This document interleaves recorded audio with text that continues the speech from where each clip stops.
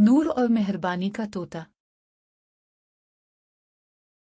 एक पुरसुकून से गांव में, जहां फूल सरगोशियां करते थे और दरख्त हवा में नरमी से झूमते थे, वहां एक 7 साल की बच्ची रहती थी जिसका नाम नूर था।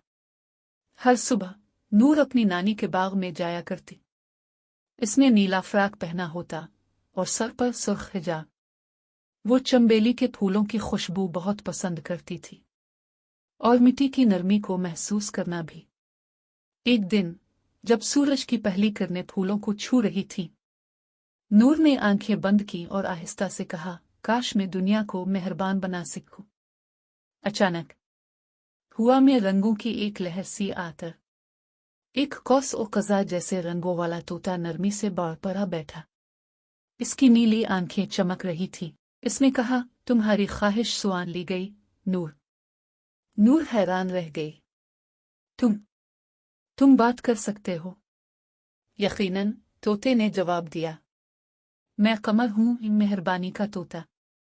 अगर तुम तैयार हो तो मैं तुम्हें दिखा सकता हूँ कि सच्ची मेहरबानी क्या होती है। नूर ने सर हिलाया। इसकी आंखों में रोशनी चमक रही थी। कमर उससे बाग के कोने में ले गया। वहां एक नन्हा सा पौधा था, सूखा हुआ, झुका हुआ, जैसे इसे कोई याद ना रखे। मेहरबानी अक्सर वहीं से शुरू होती है, जहां किसी को कुछ महसूस नहीं होता, कमर बोला।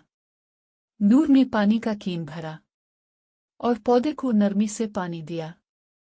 कमर ने अपनी चूंच से शहद का एक सुनहरी कतरा शामिल किया। तभी पौधे की पत्तियों में सब्ज चमक आई और एक चमकता हुआ चांदी जैसा फल नमूदार हुआ।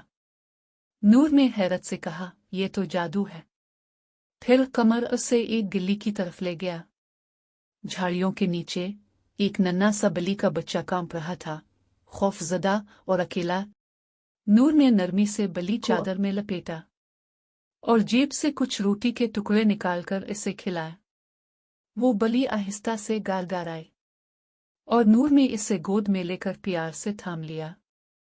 थोड़ी देर बाद वो गांव के दरवाजे के पास पहुंचे। 2 बच्चे वहां खड़े थे, नंगे पांव, भूखे, और नूर के हाथ में चमकते हुए फल को हसरत से देख रहे थे।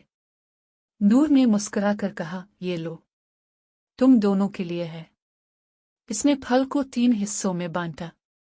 बच्चे ने जैसे ही एक हिस्सा खाया तो वो हिस्सा एक टोकरी में बदल गया, जिसमें रोटियां, खजूरें और दूध था। बच्चों की आंखों में खुशी झलकने लगी।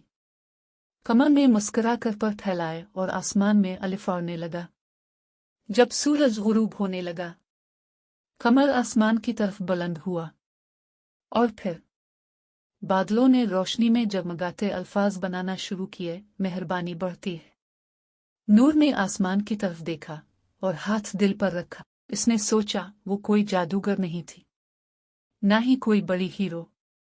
वो बस एक मेहरबान लड़की थी और यही सबसे बड़ी ताकत थी। और इस दिन के बाद जहां भी नूर गई, मेहरबानी इसके साथ गई, क्योंकि मेहरबानी एक बीज की तरह होती है जो एक दिन पूरी दुनिया को महका सकती है।